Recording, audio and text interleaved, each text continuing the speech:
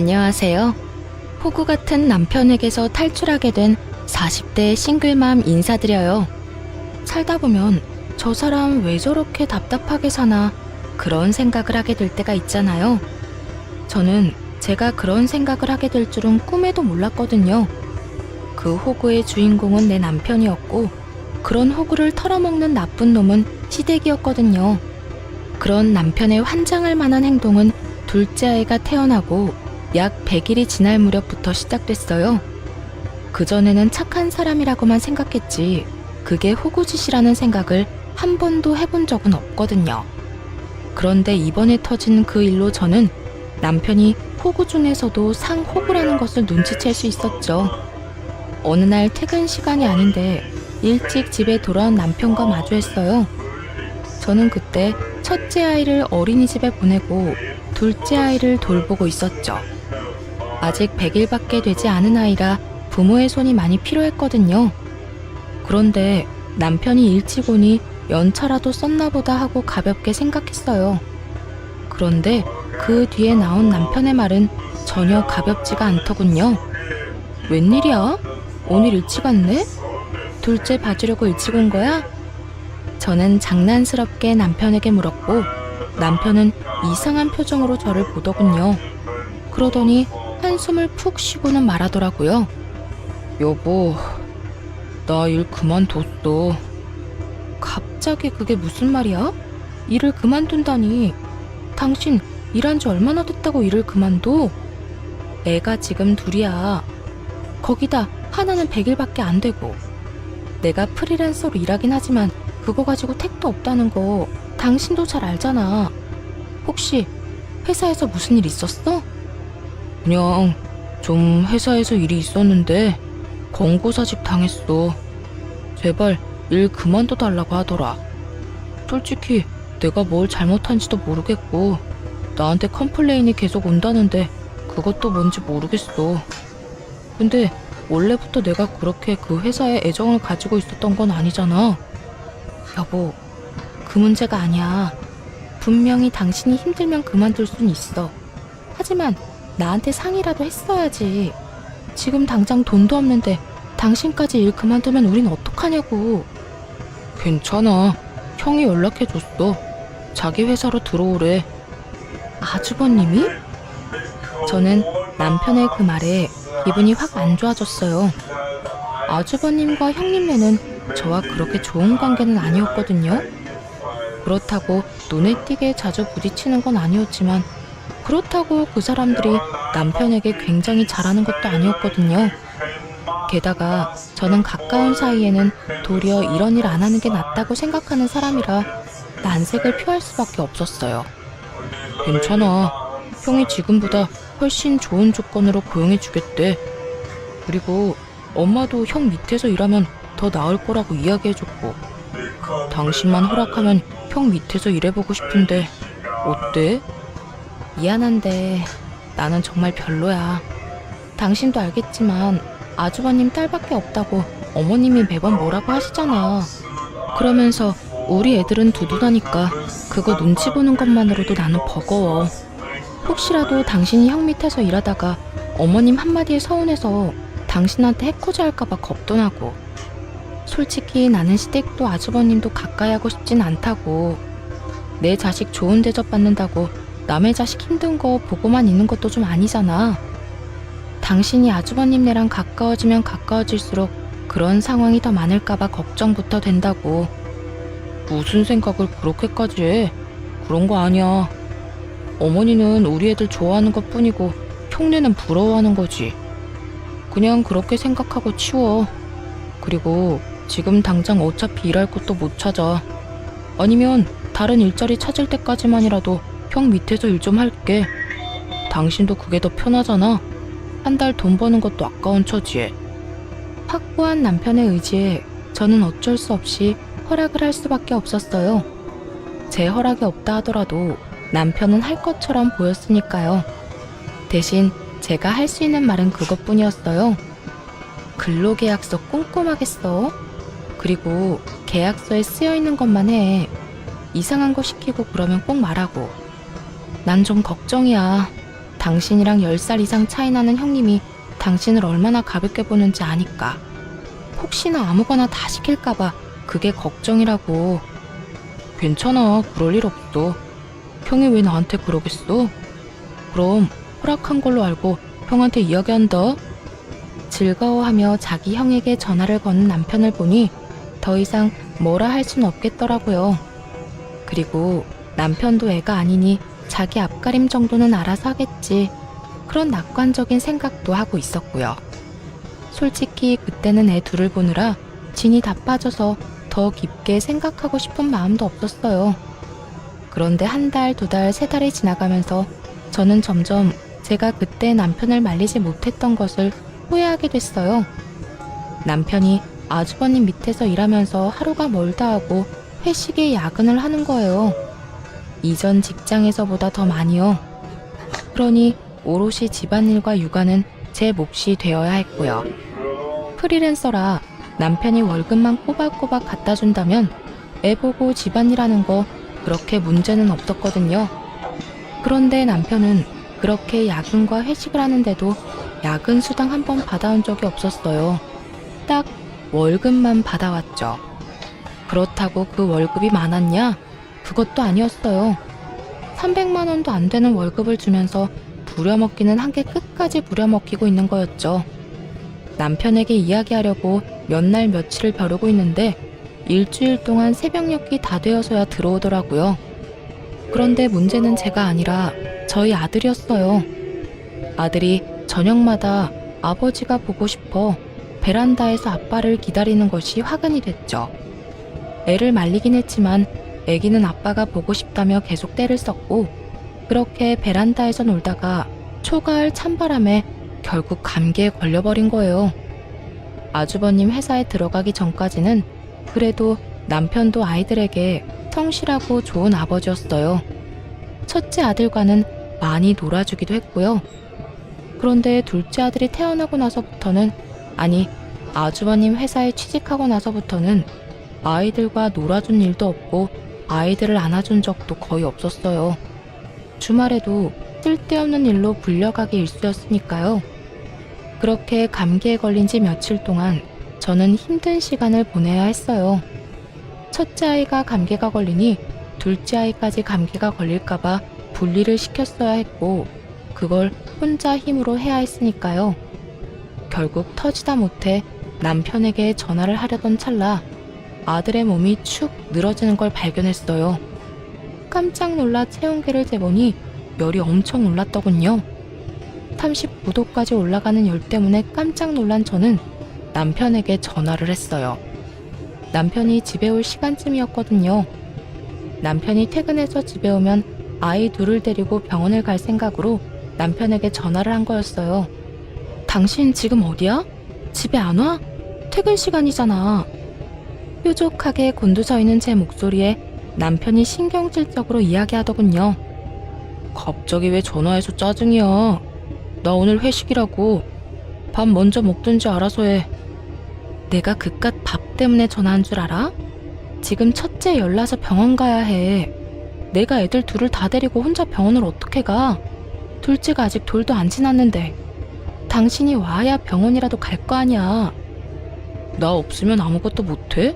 그럼 택시라도 타고 가.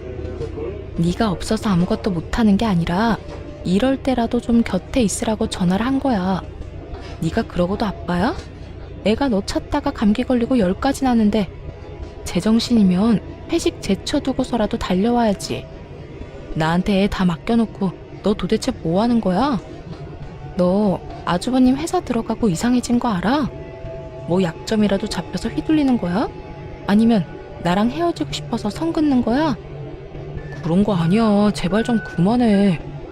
어쨌든 나 오늘 일찍 못 들어가니까 당신 알아서 애 병원 데리고 가든지 해. 남편 목소리 너머로 들리는 아주버님의 웃는 목소리 때문에 저는 더 열이 받았어요. 남편이 제 이야기를 듣지도 않고 바로 전화를 끊어버리자 저도 열이 받을 대로 받았죠. 그래서 둘 다 엿 한 번 먹어봐라 하는 심정으로 시모에게 전화를 걸었어요. 그래, 무슨 일이냐 갑자기? 애가 아프다고 하지 않았어? 네, 어머님. 지금 아기가 열이 심해서 병원을 가봐야 할 것 같아요. 근데 애 아빠가 오늘 회식이라서 늦는다고 하네요. 죄송하지만 차가 없어서 그런데 어머님이 차 몰고 와주시면 안 될까요? 지금 둘째도 감기 기운이 있어서요. 뭐? 아니, 이 녀석은 애가 아프다는데 무슨 야근이야? 알았어. 잠깐만 기다리거라. 내가 차 몰고 가마. 시모는 참 옛날 사람이었어요. 남아 선호 사상 아시죠? 딸만 셋인 아주버님네 손녀들보다 저희 집 손자들을 더 관심 있게 지켜보셨죠. 그래서 가까이 하기 어려웠지만 그렇기 때문에 이런 때에 시모를 불러드린 거예요. 귀한 손주 내팽개친 남편놈과 아주버님 욕 좀 보시라고요. 시모가 차를 몰고 와서 부랴부랴 병원으로 갔어요. 첫째는 감기에서 폐렴으로 진행이 된 상황이었고 둘째도 감기 초기였죠. 폐렴이라는 얘기에 시모가 저에게 화를 내더군요. 너는 일하는 것도 아닌 게 도대체 집에서 뭐 하느라 애를 이 지경으로 방치를 시켜? 우리 귀한 손주들한테 무슨 일 생기면 어쩌려고 그래? 너 정말 정신 안 차릴 거니? 도대체 폐렴이 뭐야, 폐렴이? 어머님, 제가 열심히 하고 싶어도 할 수가 없는 게 현실이에요. 첫째가 왜 아픈지 말씀드릴까요? 첫째요, 아빠 보고 싶어서 베란다에서 아빠 기다리다가 초가을 날씨에 감기 걸린 거예요. 그런데 이 사람이 애가 그렇게 감기 걸린 걸 알고도 집에 들어오질 않고 매일 새벽에 들어오니 애기는 더 애 같다고 그러다 보니 폐렴으로 진행된 거고요. 이게 제가 막는다고 막아지는 일이에요? 애가 아빠 보고 싶다는 걸 그럼 어떻게 말릴까요? 그리고 저도 이제 마냥 애만 볼 수도 없어요. 남편 월급 300만 원도 안 되게 벌어오는데 지금 애들 독방 육아에 집안일까지 제가 다 해야 하고 생활비조차 제대로 나오지 않아서 저도 일해야 할 판이라고요. 그런데 더 열받는 건 이 와중에 회식을 자기 돈으로 하고 있더라고요. 남편 말로는 아주버님이 나중에 다 돌려준다고 얘기했는데 그 말만 벌써 2달째예요. 돈 돌려준 적 없고요. 제가 이렇게 살아서 뭐해요? 애는 아빠 기다리는데 아빠는 매일 회식에 야근이지. 야근 수당도 안 나와서 생활비는 매달 부족하지. 저 이번 달에 남편 얼굴 제대로 본 거 5일도 안 돼요. 어머님, 이런 식으로 일하는 게 맞나요? 아주버님 직장에 괜히 보낸 것 같아요. 애한테도 몹쓸 짓이고. 제 말에 시모가 깜짝 놀랐어요. 그런 상황이라고는 전혀 상상도 못하고 있던 것 같더군요. 노발대발한 시모가 당장 아주버님에게 전화를 걸더군요. 그리고는 당장 소아과 앞으로 오도록 이야기하더군요. 너 동생 데리고 쓸데없는 일 하고 다닐래? 무슨 야근이랑 회식이 이렇게 많아? 너 동생 그러려고 데리고 갔니? 엄마가 이야기했지? 동생 제대로 돌봐주라고. 너 때문에 빚 못 보고 살았어도 네 동생이고 우리 손주들 아빠야. 너 동생한테 잘해야 한다고 몇 번을 이야기했어? 이런 식으로 늦게까지 애 데리고 있지 마. 쓸데없는 일 가지고 우리 손주들이 아빠 보고 싶은데 아빠도 못 보게 하는 게 말이 돼? 그리고 월급은 왜 또 그렇게 적게 줘? 야근 시켰으면 수당도 맞게 챙겨줘야지.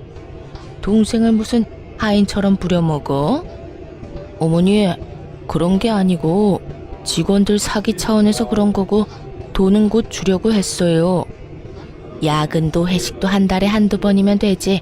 곧 주려고 했어가 아니라 지금 당장 줘. 내가 보는 앞에서.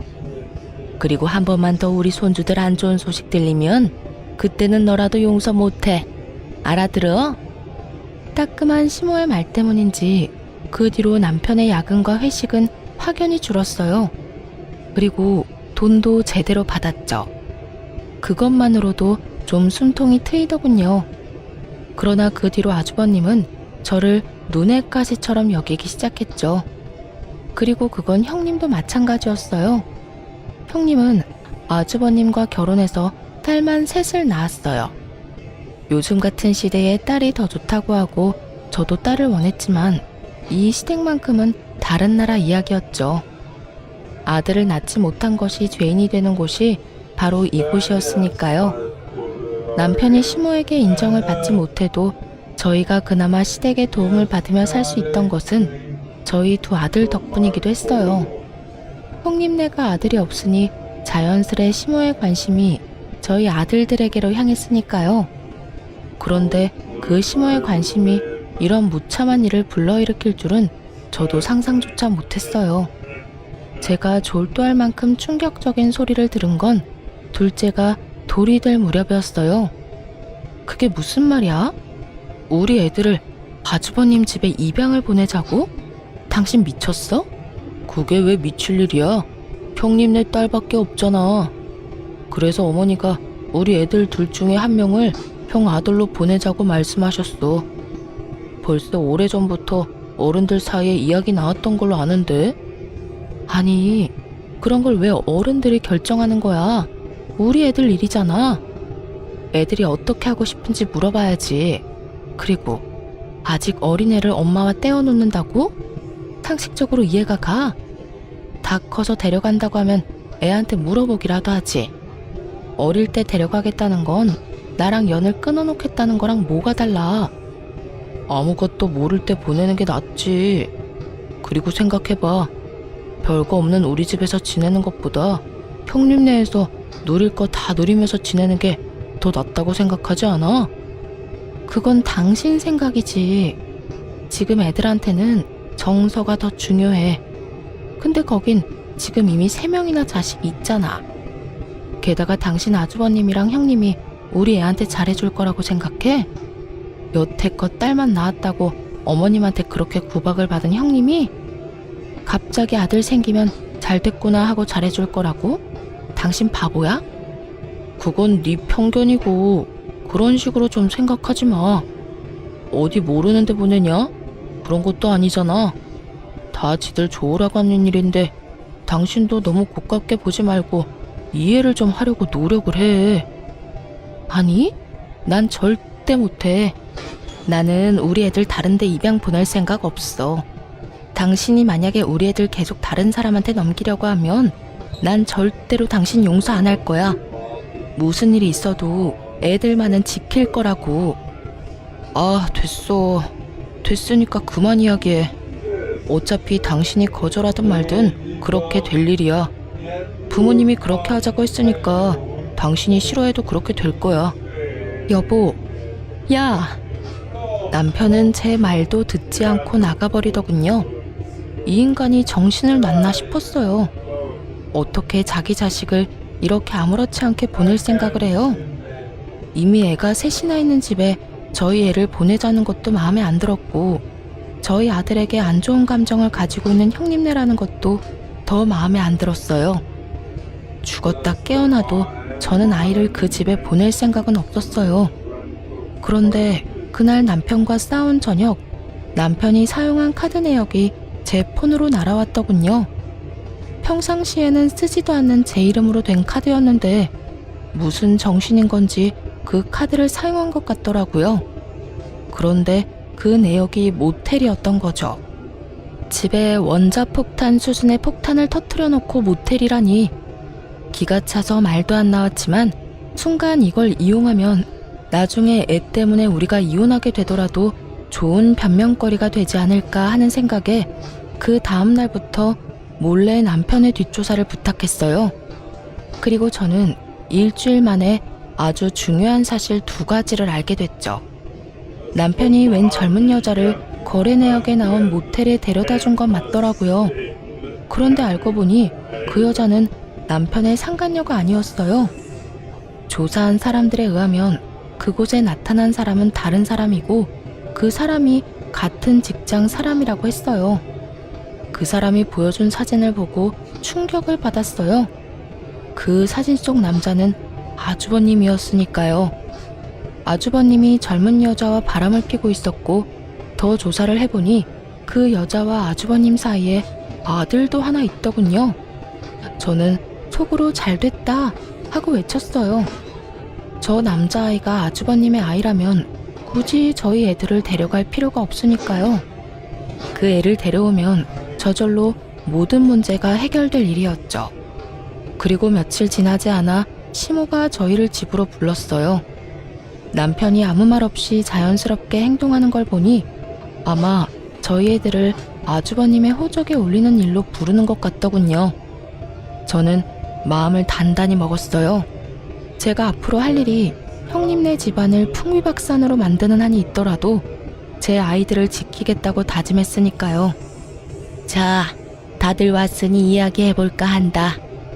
첫째야, 너희 집에 아들 들어설 일이 없어 보이니 둘째네 아들 둘 중에 하나를 데려가거라. 그리고 네 호적에 넣고 네 자처럼 키워. 이 아버지가 이룩한 거, 네 조부모님이 이렇게 만든 거 모두 장남 장손에게 물려줄 거다. 그런데 지금 대를 이을 아들을 네가 낳지 못하고 있으니 조상님 뵐 낯이 없어. 이렇게 시간 끌지 말고 아직 애들 어릴 때 너희들 자식으로 데려가서 열심히 키워. 그 이야기에 저보다 더 깜짝 놀란 사람이 형님이었어요. 미리 언지를 받았던 저와는 달리 그런 이야기를 들은 적도 없던 모양이더라고요. 형님이 비명 같은 소리를 지르며 말하더군요. 어머님, 그게 무슨 소리예요? 요즘 세상에 아들딸이 뭐가 그렇게 중요해요? 저희 딸들 중에 뛰어난 애도 얼마든지 많고 제 아버지 회사 이어받겠다고 하는 애들도 있어요. 그런데 굳이 조카까지 데려와서 저희가 키울 필요가 있나요? 그럼 네가 아들을 낳지 그랬냐? 아들 하나 낳아주지도 않으면서 시집가면 출가 외인 될 딸년들만 주렁주렁 낳아놓고 넌 도대체 무슨 배짱으로 그런 얘기를 하니? 옛날 같았으면 너는 둘째 낳고 이미 친정으로 돌아갔을 팔자야. 어머님, 그래도 이건 너무하세요. 남의 애를 키우라는 말을 어떻게 이렇게 쉽게 하세요? 저보다 더 발악하는 형님을 시모가 싸늘한 눈길로 바라보더군요. 시모 눈에 형님은 죄인이나 다름없었으니 어쩔 수 없었어요. 형님이 무슨 말을 해도 듣지 않을 게 뻔했어요. 어머님, 제가 드릴 말씀이 있어요. 아주버님한테 아들이 없다는 이유로 지금 저희 애들 아주버님 아들로 입양시키겠다는 거잖아요. 그렇게 안 하셔도 될 것 같은데요. 그게 무슨 말이냐? 첫째는 딸만 셋이야. 딸한테 다 물려주자는 말이야? 대 끊기게 하고. 아니요, 그게 아니라 사실 얼마 전에 저희 남편이 제 카드로 모텔을 간 적이 있더라고요. 그래서 남편이 바람이라도 났나 싶어서 조사를 했더니 남편이 바람난 게 아니라 다른 사람이 바람이 났더라고요. 그 바람난 사람이 아주버님이었고요. 그런데 아주버님이랑 상간녀 사이에 아들이 하나 있더라고요. 아주버님이랑 무척 친해 보이던데. 그 아이 아주버님네 아들 맞죠? 뭐라고? 죄수씨, 동서, 도대체 무슨 말을 하는 거야? 제 말에 집안이 한바탕 뒤집어졌어요. 형님은 제게 무슨 소리 하느냐며 말도 안 되는 소리 하지 말라며 소리를 질렀고 아주버님은 저를 째려보기만 하더군요. 그런 아주버님을 보며 말했어요. 어머님, 저는 저희 애들 아주버님네 보낼 생각 절대 없어요. 그러니까 그 아들 데리고 와서 손수 삼는 게 어떨까 싶네요. 아주버님 아들이기도 하고. 재수씨, 지금 뭐 하는 거예요? 어떻게 내 뒷조사를 할 수가 있어? 그러는 재수씨는 털어서 먼지 하나 안 나올 것 같아? 나도 당신 뒷조사 한번 해볼까? 뒷조사 하시든 말든 상관없는데 저는 제 아이 지키기 위해서라면 뭐든지 합니다. 그리고 뭐라도 이용해야죠. 어차피 데려가서 곱게 키울 것도 아니면서. 제 남편한테 하는 것만 봐도 애한테 어떻게 할지 안 봐도 뻔하지 않나요? 여보, 그만 좀 해. 도대체 왜 이러는 거야? 왜 그런 얘기하기를 여기서 하는 거냐고. 여기 아니면 어디서 해. 여기서만 할 수 있는 말이잖아. 우리 애들 안 뺏기려면 무슨 말인들 못해? 당신이야말로 도대체 무슨 생각이야? 애들을 어떻게 그렇게 쉽게 준다 말해. 애는 너 혼자 낳았어? 야, 안 되겠다. 너 재수씨랑 이혼해. 어떻게 사람이 사리 분별도 못하고 집에 논란만 일으키는지 모르겠네. 당신 진짜 이런 식으로 나오면 형님 말대로 나 당신이랑 이혼할 수도 있어. 이혼? 나야말로 원한다, 이 정신 나간 놈아. 당신이랑 결혼 생활 유지해봤자 내 새끼 남의 집에 뺏기는 거밖에 더 있어?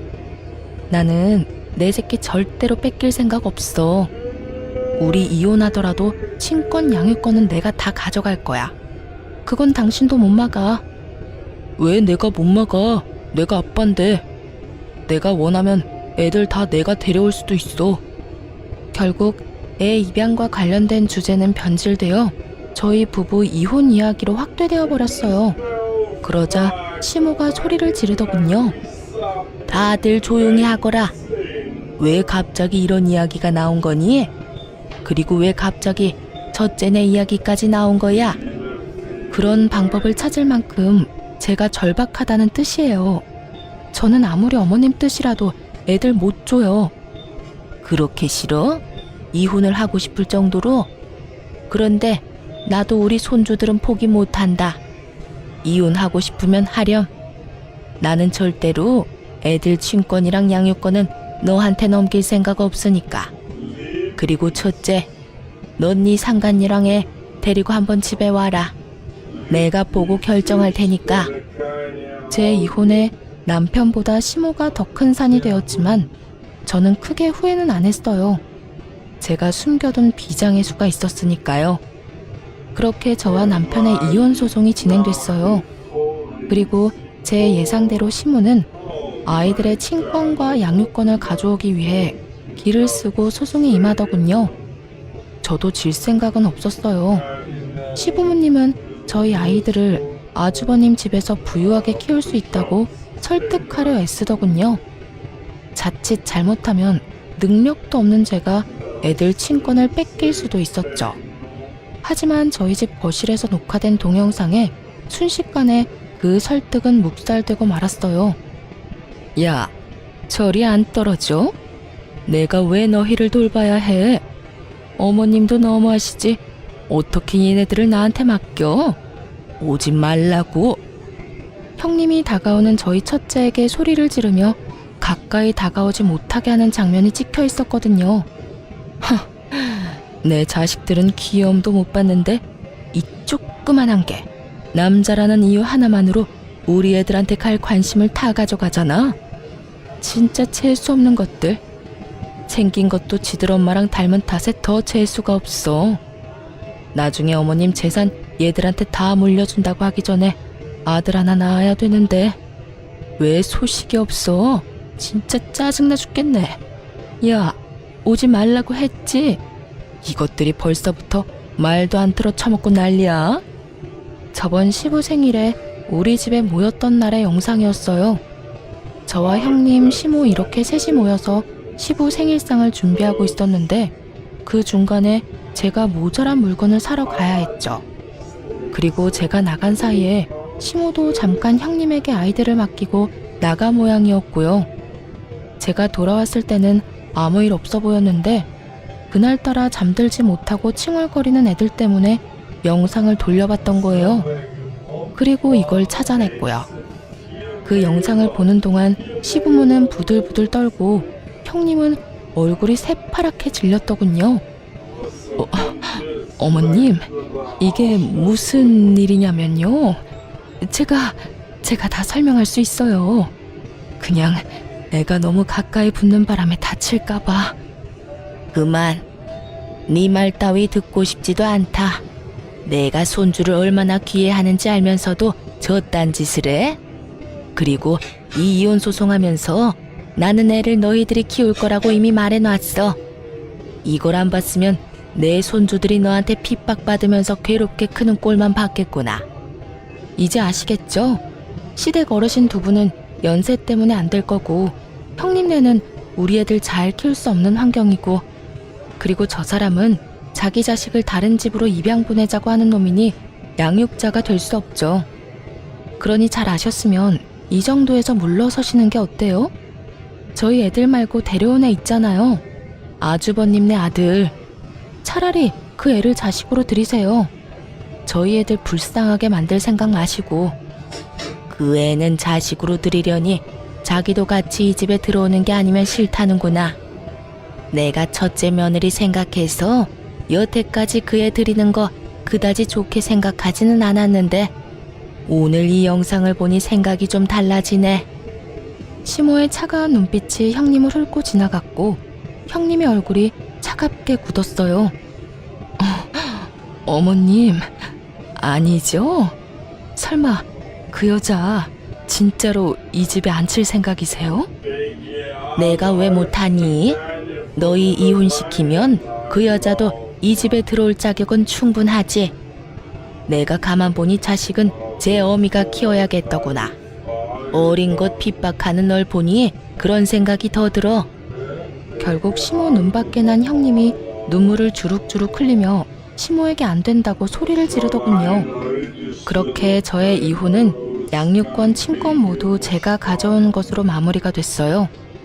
저는 아이들을 데리고 분할된 재산과 위자료를 받고 친정으로 돌아가기로 했어요. 그런데 편안해진 건 저뿐이었더라고요. 시댁은 여전히 난리가 난 상황이었죠. 저번에 저희 부부 이혼 소송 도중에 시모가 아주버님과 형님에게 이혼을 하라고 한 것 때문인지 상간녀가 아주버님 집을 자기 집처럼 들어왔거든요.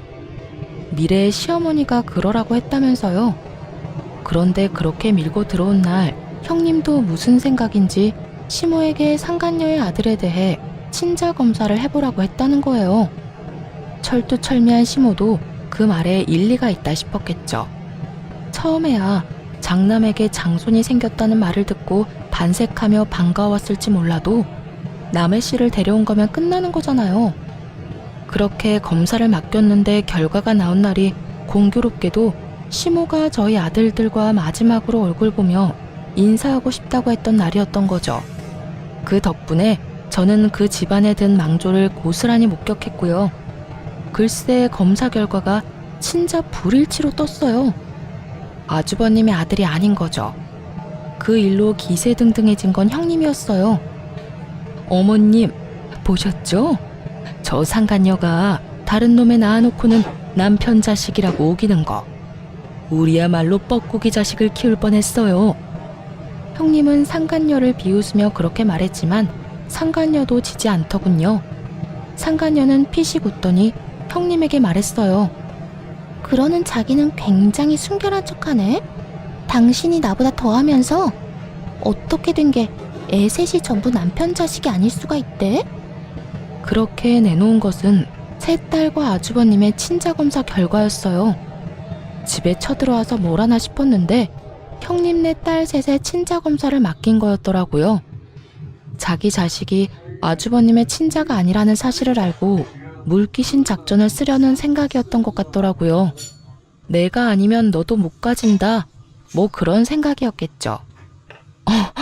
어머님, 아니에요. 설마 애들이 남편 자식이 아닐 리가 없잖아요.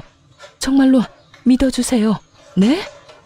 이 미친 것들이 전부 입 닥쳐. 그래, 정리해보면 여기 이 자리에 내 손주가 아니라고 판명된 아이가 넷이나 된다는 거야? 그것도 처대 자식들만. 그렇죠. 그리고 솔직히 저도 좀 억울한 게 제가 이 사람 자식 낳아주고 싶었어요. 그런데 이 사람 무정자증인 거 아세요? 내가 아는 병원 통해서 슬쩍 확인해 본 거예요. 우리한테 뭐라 하실 게 아니라 시 없는 당신 자식한테 뭐라고 해야지. 아주버님의 상간녀는 아주 거침이 없더군요. 이왕지사 이 집안에 못 들어오게 된 거 아예 다 망쳐놓을 생각으로 입을 떠벌리더라고요. 시모가 완전 열이 받아서 상간녀를 내쫓았어요. 그리고 아주버님에게 화를 내더군요. 넌 도대체 뭐 하는 놈이야? 여태껏 네 몸 상태 하나 확인도 못해? 자식이 네 자식처럼 안 생긴 것 같다는 생각도 못했어? 왜 그 모양이야? 우리가 지원을 해주면 지원해주는 만큼만이라도 돌아오는 게 있어야 할 거 아니야? 지금 네 꼴을 좀 봐라. 마누라도 심지어 네 애인마저도 너를 호구로 삼았잖아. 어머니, 제가 당하고 싶어서 당했어요? 쥐들이 속이려고 하는데 제가 어떻게 안 속아요? 너 당장 병원 가서 진짜로 네가 무정자증인지 알아와. 지금 당장. 그리고 첫째 며느리 너 아니지.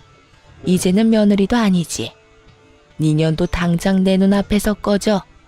네 새끼들 내 눈앞에 보이기만 해. 시모의 서슬퍼런 노성에 형님도 후다닥 도망갔고 아주버님도 사라졌죠. 저는 태풍같이 지나간 시댁 거실에서 전 남편과 조용히 앉아 있었어요.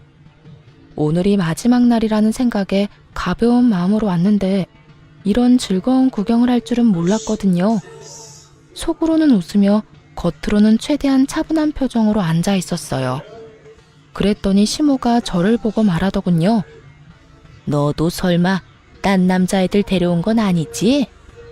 그렇다고 보기엔 애들이 둘째 어릴 때랑 똑 닮긴 했지만 이 사람 아이 맞아요.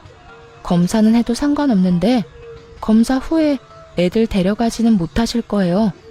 저희 이혼했잖아요. 애들 친권은 제가 가지기로 했고. 시모 눈에 후회가 가득 맺히더군요. 이럴 줄 알았으면 그때 무리를 해서라도 애들을 데려왔어야 했다는 표정이었어요. 시모가 전 남편에게 묻더군요. 그러면 너는 정상이겠지. 올해 안에 여자 데려와서 결혼해서 아이 낳도록 해봐. 아들만 낳으면 내가 다 지원해 줄 테니. 어머니, 그런데 어쩌죠? 저 이미 묶었는데요. 그 말에 시모 눈이 동그래지더니 소리를 질렀어요. 뭐를 묶어? 너 설마 진짜로 정관수술한 거야? 미쳤어? 왜 네가 그딴 걸 해? 왜? 그야 아들이 둘이나 있으니까 더 이상 아들 낳을 필요는 없겠다 싶어서 그냥 묶은 거예요. 저희 형편에 애만 더 늘면 뭐해요? 흥분의 집에 애 늘면 더 가난해지기밖에 더 하겠어요? 왜 네가 흥분의 집이야? 우리가 흥부야? 요즘 어느 흥부가 건물 가지고 있어? 그치만 그거 저한테 주실 생각 없잖아요. 지원도 다 형한테만 해주고 저는 관심 바뀌었잖아요. 결혼할 때도 저희한테 도움 준 것도 없고 생각해보니 진짜 아무것도 해준 게 없잖아요. 형 반만이라도 해줬으면 제가 이런 꼴이진 않겠죠. 말을 하다 보니 빈정이 상하고 자신의 현실이 떠올랐는지 전 남편이 시모에게 대들면서 큰 소리를 치더군요. 그런 둘째 아들 반항을 처음 겪었는지 시모 얼굴이 거의 황당과 경악으로 물들었어요. 너 지금 엄마한테 그게 무슨 말버릇이야? 네가 어떻게 우리한테 그런 말을 해? 키워주는 애도 모르는 배은망덕한 놈. 전 남편과 시모가 한바탕 싸우기 시작하자 저는 그 사람들 몰래 애들 데리고 빠져나왔어요. 그리고 그 뒤로는 그 사람들 소식도 못 들었죠. 궁금하긴 했지만 관심 끊었어요. 지들이야 지지고 볶든 저랑 뭔 상관이에요. 저는 제 갈 길만 열심히 찾아가면 그만인데. 그런데 시부모와 남편이 우리 애들 보고 싶다며 얼굴만이라도 보고 싶다고 하더군요. 우리 애들이 보고 싶어? 어머님이 보고 싶은 거 아니고? 당신은 애들을 남의 집에 넘겨도 되는 애들한테 별 생각 없는 인간이잖아. 내 말 틀려? 그 일은 진짜 미안하다고 생각하고 있어. 형수님이 그런 사람인지도 몰랐고 형도 그런 일이 있었던 건지도 몰랐으니까. 이혼했지만 면접 교사권이 있으니 어쩔 수 없이 만났어요. 그런데 시모도 같이 나왔더라고요. 제가 그 집에서 나오기 직전까지만 해도 싸우고 있던 두 사람이 화해를 한 건지 임시로 휴전을 한 건지는 모르겠지만 분위기는 나빠 보이지 않더군요. 그런데 두 사람이 하는 말이 더 웃겼어요. 예, 내가 참 미안했다. 애들을 남의 자식으로 보내는 게 엄마 입장에서 얼마나 힘든지 생각도 못했어. 그냥 그렇게 가면 애들한테는 더 좋을 거라는 생각만 했지. 변명하는 건 아니지만 그렇게 첫째 아들로 입양되면 우리 전 재산 다 물려주려고 했으니까. 그러니까 우리 의도가 그렇게 나쁜 것만은 아니었다는 걸 네가 알아줬으면 좋겠구나. 그리고 앞으로 첫째 며느리가 했던 그런 나쁜 일은 절대 없을 거야. 앞으로는 이라는 단어가 무척 거슬리더군요. 그래 여보, 나도 미안해. 형이 그런 사람인지도 몰랐고 형님도 그런 사람인지 몰랐지. 저 애들 데리고 다시 돌아오면 안 돼? 우리가 더 잘할게. 엄마도 우리 애들한테 다 지원해준다고 했고. 아니, 난 싫어. 자식들한테 사랑 없는 아빠랑은 같이 살고 싶어도 그렇게 못 살아. 이미 신뢰가 다 깨져버렸으니까. 여보, 잘 생각해봐. 아니면 애 하나라도 형 밑으로 넣어주면 안 돼? 대신 부모님이 형 말고 우리 애한테 유산 다 물려주신다는데. 엄마가 우리 애들 친자검사 다 했는데 내 자식이라고 결과 나와서 다 해주신대. 저 모르게 친자검사까지 했다는 말에 헛웃음이 나오더군요. 그 와중에 또 저를 의심해서 그런 짓까지 했다는 게 너무 가소롭고 짜증나서 열받았지만 전 남편이 다시 자기 형 밑으로 애 넣겠다는 말에는 참지 못하겠더라고요. 너 진짜 웃긴다. 또 친자검사는 언제 했대? 의심됐으면 그냥 의심하고 말지. 그랬으면 이렇게 우리 애들 나 찾아와서 그딴 미친 소리는 안 했을 거 아니야. 그래, 우리 애가 네 핏줄인 건 맞아. 그건 빼도 박도 못하는 진실이지. 그런데 왜 굳이 또 아주버님 밑으로 애를 넣으려는 거야? 정신 나갔어? 네가 키우겠다고 했으면 단 1초라도 생각이라는 건 해봤을 거야. 그런데 아주버님은 절대 안 돼. 넌 그렇게 당하고도 아주버님을 몰라? 여보, 형 욕하지 마. 형도 이번에 많이 반성했어. 그런 일 벌인 건 형이 잘못한 일이지만 그렇다고 우리한테 직접적으로 폐를 끼친 적도 없잖아. 그래, 그게 중요한 거지. 걔 마누라가 잘못한 거지 걔가 잘못한 건 아니잖니. 그러니까 너도 오해를 풀고. 두 분 다 여태껏 모르고 계시네요. 이렇게 순진하실 수가. 그렇게 믿고 따르던 당신 형님, 어머님 아들이 어떤 짓을 했는지 제 입으로 알려드려요? 뜬금없는 제 말에 둘 다 무슨 소린가 싶어 눈치만 보더군요. 그래서 제가 확 질렀죠. 당신 회사 권고사직 당한 거 누가 당신 이름으로 컴플레인 거는 바람에 권고사직 당했다고 했지? 그거 누가 그런 건지 알아? 당신이 그렇게 믿고 있던 당신 형님이 한 짓이야. 뒤로 손 써서 계속 컴플레인 넣은 거 당신 형님이라고. 미친 거 아니야? 우리 형이 왜 그런 짓을 해? 그래, 아들이 그런 일에서 뭘 얻는다고 그런 짓을 하니? 분명 네가 잘못 알고 있는 걸 거야. 네가 과대망상인 거지. 그럼 확인 한번 해보실래요? 저는 그 자리에서 폰을 꺼내 아직까지 저장되어 있던 아주버님 전화번호로 전화를 걸었어요. 무슨 일로 전화했습니까? 우리 사이에 전화 같은 거 할 일은 없을 텐데. 한 가지 너무 궁금한 게 있어서 전화했죠. 우리 남편 왜 일 그만두도록 만들었어요?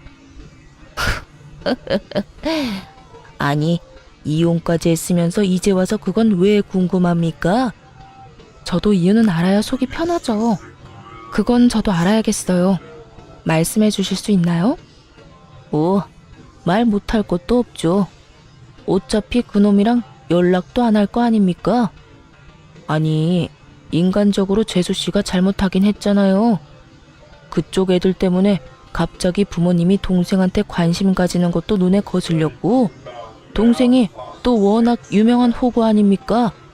부려먹기 딱 좋잖아요. 이혼할 때까지는 잘 써먹었는데 이혼하고 충격을 좀 받았는지 요새는 조금 제정신으로 돌아왔던데요. 뭐 솔직히 그렇게 부려먹을 때는 재수씨도 같이 괴롭힐 수 있어서 좋았으니까 지금은 그렇게 과하게 괴롭힐 일도 없고. 절 괴롭힐 목적이었으면 이혼하고 그 사람 놔줬어도 됐잖아요. 그런데 여전히 그 회사 다니던데 왜 그런 거예요? 참 순진하시네. 내 밑에 있어야 부모님 유산을 내가 다 가질 수 있는 거 아니겠어? 그 자식이 내 눈밖에 나면 뒤로 딴 주머니 찰지도 모르고 내가 자식이 없어서 어떻게 될지 모르잖아. 오늘 내일 하는 놓친 애들 곧 있으면 세상 하직할 텐데 그러면 재산은 다 나한테 와야지. 그딴 놈한테 한 푼이라도 넘어가는 건 낭비야, 낭비. 내가 여태 부모님한테 왜 잘했는데? 그 유산 때문인데 막판에 동생 새끼가 추월하도록 놔두는 게 말이 되겠어? 저는 그 이유까지 스피커폰으로 전 남편과 시모에게 모조리 들려줬어요. 그리고는 어깨를 으쓱했죠. 시모와 전 남편의 분노는 상상을 초월했어요. 이 미친놈이 동생을 그렇게 생각하고 있었단 말이야? 씨도 없는 주제에 재산을 다 가로챌 생각까지 하고 내가 너한테 잘해주는 게 아니었다. 그게 아니었어. 어머니? 어머니가 왜 재수 씨랑 같이 있어요?